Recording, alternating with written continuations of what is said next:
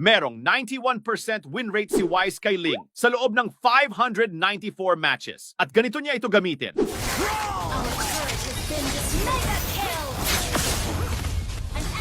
Binigyan ni Daro yun. Gago, patay din yan. Legend!